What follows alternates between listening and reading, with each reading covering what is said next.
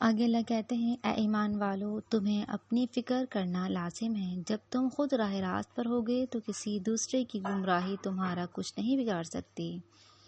تم سب کی اللہ ہی کی طرف بازگشت ہے، وہ تمہیں بتا دے گا جو تم کیا کرتے تھے۔ اب اس آیت میں دیکھیے اللہ تعالیٰ نے ایمان والوں کو مخاطب کر کے ایک بات سمجھائی، کیا یا ایھا الذین آمنوا علیکم انفسکم، کہ اے ایمان والو تمہیں اپنے نفس کی بھی اصلاح کرنی ہے۔ یہ نہیں دیکھنا کہ دوسرا کیا کر رہا ہے، فلاں کا کردار کیا ہے، فلاں کے عقائد کیا ہیں، فلاں کے اخلاق و اعمال کیسے ہیں، ذرا اپنے آپ پر بھی نظر دوڑا لو، اللہ حکم دیتے ہیں۔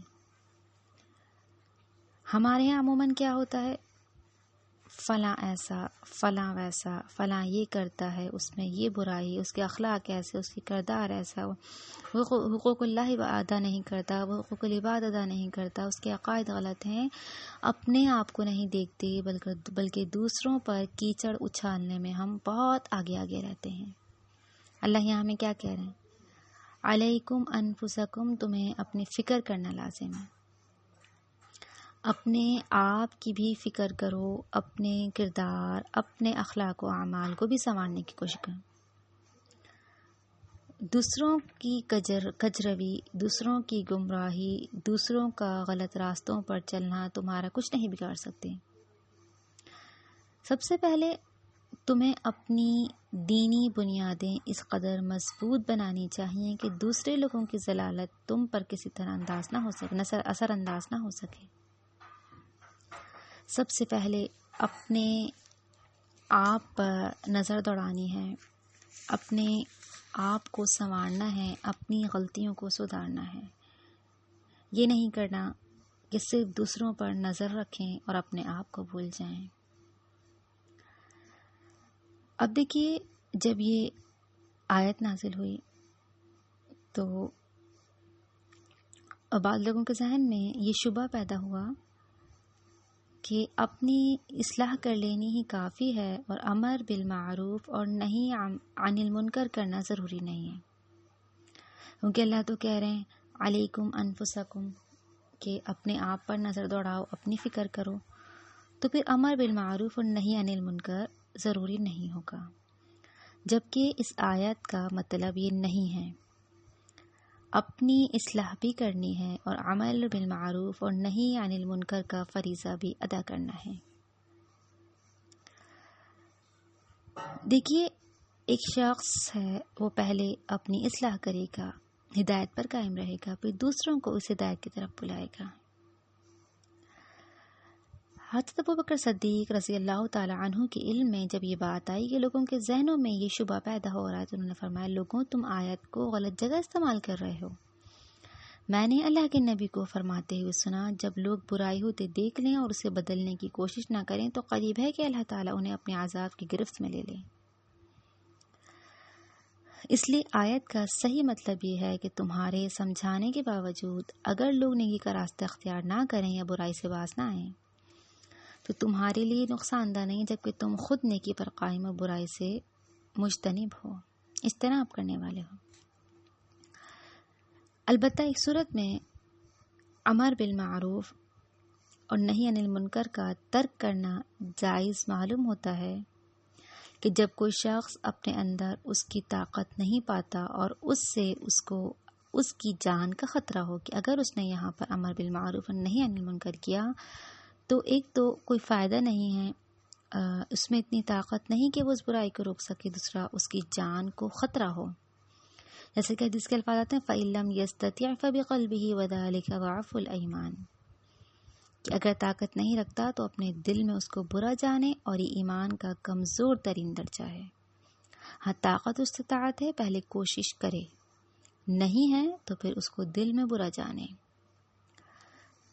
تو پتہ ہمیں یہ چلا اس آیت سے کہ سب سے پہلے اپنے نفس کی اصلاح کرنی ہے، اپنے اخلاق و اعمال، اپنے عقائد، اپنے کردار، اپنے اعمال، اپنی تمام تر چیزوں کو سنوارنا ہے، پہلے اپنی بنیادوں کو مضبوط کرنا ہے، پھر دوسروں کو امر بالمعروف اور نہی عن المنکر کا درس دینا ہے۔ لہٰذا یہ دو چیزیں ہمارے لیے ضروری ہیں، اپنی بھی اصلاح اور دوسروں کی بھی اصلاح۔ ہاں، اپنا فرض ادا کر دیا، کوئی نہیں مانتا تو ہم پر کچھ وبال نہ ہوگا۔ تو اس آیت سے ہمیں یہ سمجھنا ہے اپنی بھی اصلاح کرنی ہے اور دوسروں کو بھی حکم دینا ہے نیکی کا اور برائی سے روکنا ہے۔ آگے بڑھتے ہیں ایمان والو، اگر تم میں سے کسی کو موت آ جائے تو وصیت کے وقت اپنے مسلمانوں میں سے 2 صاحب عدل گواہ بنا لے، اور اگر حالت سفر میں ہو تم اور تمہیں موت آ لے تو 2 غیر مسلموں کو بھی گواہ بنا سکتے ہو۔ اگر تمہیں کچھ شک پڑ جائے تو ان دونوں کو نماز کے بعد مسجد میں روک لو، پھر وہ اللہ کی قسم اٹھا کر کہیں گے کہ ہم کسی ذاتی مفاد کی خاطر شہادت کو بیچنے والے نہیں، خواہ ہمارا کوئی رشتہ دار ہی کیوں نہ ہو، اور یہ کہ ہم اللہ کی خاطر گواہی کو نہیں چھپائیں گے، اور اگر ایسا کریں گے تو ہم مجرم ہیں۔ اس آیت کی تفسیر میں آتا ہے، سیدنا ابن عباس رضی اللہ تعالیٰ عنہ کہتے ہیں، بنو سہم کا ایک آدمی تمیم داری اور عدی کے ساتھ سفر پر نکلا، اور یہ جو سہمی تھا یہ ایسی جگہ مر گیا جہاں کوئی مسلمان نہ تھا۔ تمیم داری اور عدی اس کا ترکہ لے کر آئے تو سہمی کے وارثوں نے اس میں ایک پیالہ نہ پایا جو چاندی کا تھا اور سونے سے جڑا ہوا تھا۔ اللہ کے نبی نے تمیم اور عدی سے قسم کھانے کو کہا، اور وہ قسم کھا گئے کہ پیالہ ان کے پاس نہیں ہے۔ پھر وہ پیالہ بازار سے مل گیا اور انہوں نے کہا ہم نے تمیم داری اور عدی سے خریدا ہے۔ اب سہمی کے وارثوں سے 2 شخص کھڑے ہوئے اور اللہ کی قسم کھا کر گواہی دی کہ یہ پیالہ ہمارے ہی آدمی کا ہے، اور یہ کہ ہماری گواہی ان دونوں سے زیادہ سچی ہے۔ اسی سلسلے میں یہ آیت نازل ہوئی ہے۔ حدیث میں یہ واقعہ جن الفاظ کے ساتھ بیان کیا گیا ہے ان کو ہم اس طرح سے سمجھتے ہیں کہ ہوا کچھ یوں تھا کہ بنو سہم کا ایک مسلمان جس کا نام بدیل تھا، اپنے 2 ساتھیوں تمیم اور عدی کے ساتھ جو نصرانی تھے اور ابھی مسلمان نہیں ہوئے تھے، شام کی طرف ایک تجارتی سفر پر روانہ ہوئے۔ بدیل وہاں شام جا کر بیمار پڑ گیا، جس سے اسے افاقہ ہوتا نظر نہیں آ رہا تھا۔ اس نے اپنا اثاثہ باندھا اور اپنے دونوں ساتھیوں کے حوالے کر دیا اور تاکید کی کہ یہ سامان میرے وارثوں کے حوالے کر دیا جائے۔ لہٰذا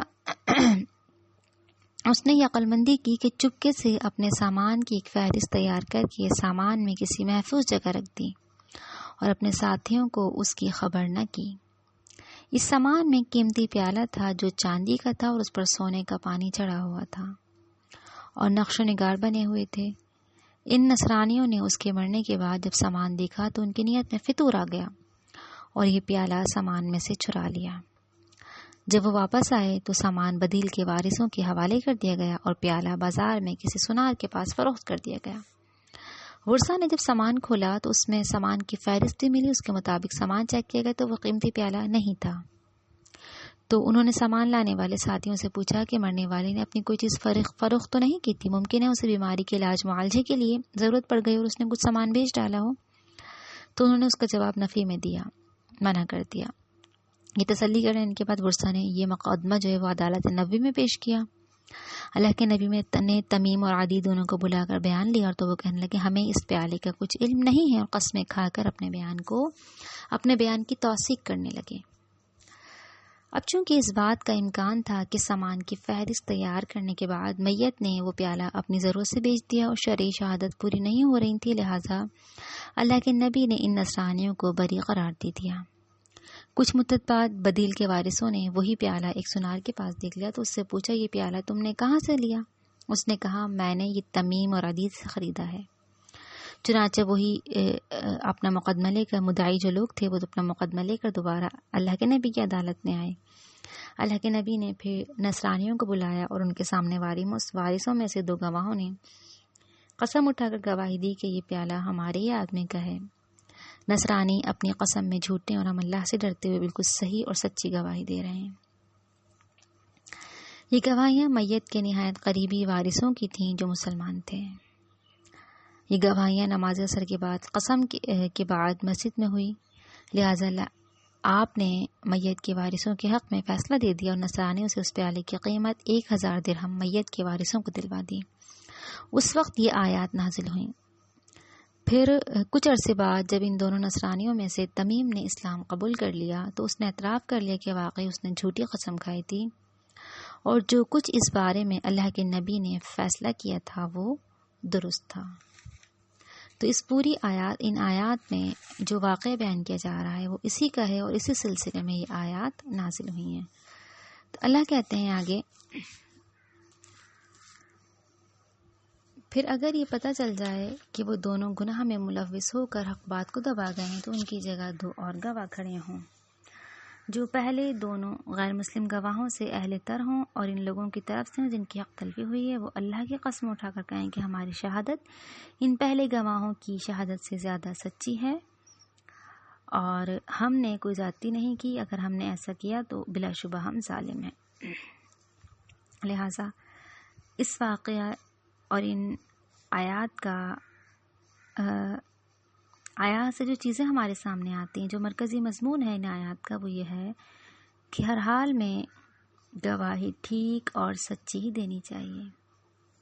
مختلف مقامات پر قرآن مجید میں بھی اور احادیث میں بھی یہ بات بار بار ہمارے سامنے آتی ہے کہ جھوٹی یا گول مول یا ہیرا پھیری کر کے جو گواہی دی جاتی ہے، شہادت دی جاتی ہے، وہ کبیرہ گناہ ہے، لہٰذا ان سے بچنا ضروری ہے۔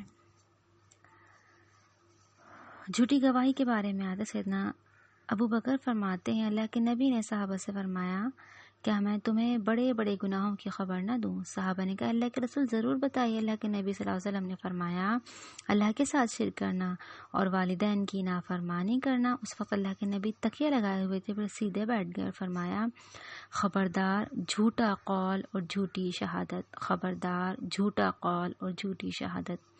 اللہ کے نبی یہ کلمات دہراتے ہی رہے، میں سمجھا کہ اللہ کے نبی چپ ہی نہ ہوں گے۔ آگے اللہ کہتے ہیں، اس طریقے سے زیادہ توقع کی جا سکتی ہے کہ لوگ ٹھیک ٹھیک شہادت دیا کریں، یا اس بات سے ڈر جائیں کہ کہیں ان کی قسموں کے بعد دوسری قسموں سے ان کی تردید نہ ہو جائے، اور اللہ سے ڈرتے رہو اور اس کے احکام دھیان سے سنو، اور اللہ نافرمان لوگوں کو راہ نہیں دکھاتا۔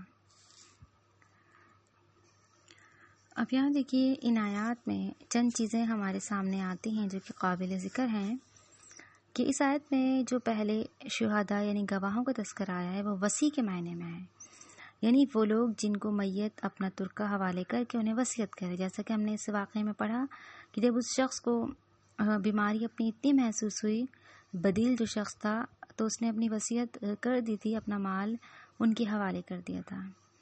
نمبر 2، غیر مسلموں کو صرف اسی صورت میں وصی بنایا جا سکتا ہے، یعنی اس کو وصیت اسی صورت میں کی جائے گی جب کوئی مسلم وصی، یعنی کوئی ایسا مسلمان شخص نہیں کہ آپ اس کو وصیت کریں، تو پھر غیر مسلم کو بھی اپنی وصیت کی جا سکتی ہے، اور اکثر سفر میں ایسا ہوتا ہے تو پھر کیا جا سکتا ہے، جیسے کہ ہم نے اس واقعے سے بھی سیکھا۔ اور نمبر 3 بات، آئندہ کے لیے یہ قانون مقرر کر دیا گیا کہ اگر وصی کے بیانات میں کچھ شک پڑ جائے تو ان کے بعد ان سے اہل تر گواہوں کی شہادت کی بنا پر اوصیہ کی گواہی کو کالعدم بھی قرار دیا جا سکتا ہے، لہٰذا انہیں چاہیے کہ گواہی ٹھیک ٹھیک دیا کریں تاکہ بعد میں رسوائی نہ ہو۔ یعنی اگر جو گواہی دے رہے ہیں ان کی گواہی میں شک پڑ رہا ہے تو پھر ان سے بہتر گواہ منتخب کیے جائیں گے، اور جو پہلے گواہ ہیں جن کی گواہی جھوٹی ثابت ہو رہی ہے ان کو کالعدم قرار دے دیا جائے گا۔ اور صحیح تر بات یہی ہے کہ اپنی رسوائی سے وہ ڈرتے ہوئے سچ بولنے کے بجائے اگر اللہ سے ڈر کر سچی گواہی دیں تو یہی بات زیادہ مناسب رہے گی۔ تو اس طرح ہم نے الحمدللہ اپنی ان آیات کی جو ہے وہ تفسیر کو مکمل کر لیا ہے۔ جو یہاں پر آیت نمبر 8 اس میں اللہ نے کہا کہ اس طریقے سے زیادہ توقع کی جا سکتی کہ لوگ ٹھیک ٹھیک شہادت دیا کریں، یا اس بات سے ڈر جائیں کہ کہیں ان کی قسموں کے بعد دوسری قسموں سے ان کی تردید نہ ہو جائے، اور اللہ سے ڈرتے رہو اور اس کے حکام دھیان سے سنو، اللہ نافرمان لوگوں کو راہ نہیں دکھاتا۔ اللہ یہاں پر بتا رہے ہیں جو نافرمان لوگ ہیں وہ سیدھی راہ کی طرف نہیں گامزن ہو رہے، اللہ کے حکام کو دھیان سے سنو، اس پر عمل پیرا۔ تو چونکہ ہم نے اس کی تفسیر کو سیکھا اور سمجھا جانا، اللہ سے دعا کرتے ہیں اللہ تعالیٰ مجھے اور آپ کو ان احکامات کو، ان چیزوں کو صحیح طور پر سیکھنے اور سمجھنے والا بنا دے۔ تو انشاءاللہ زندگی رہی، اللہ نے چاہا تو پھر ملتے ہیں۔ آپ سب اپنا خیال رکھیے گا، دعا میں یاد رکھیے گا۔ اللہ حافظ۔ سبحانك اللهم وبحمدك نشهد أن لا إله إلا أنت نستغفرك ونتوب إليك. وصلی اللہ تعالی علی خیر خلقہ محمد وآلہ وصحبہ اجمعین برحمتک یا ارحم الراحمین. السلام علیکم ورحمۃ اللہ وبرکاتہ.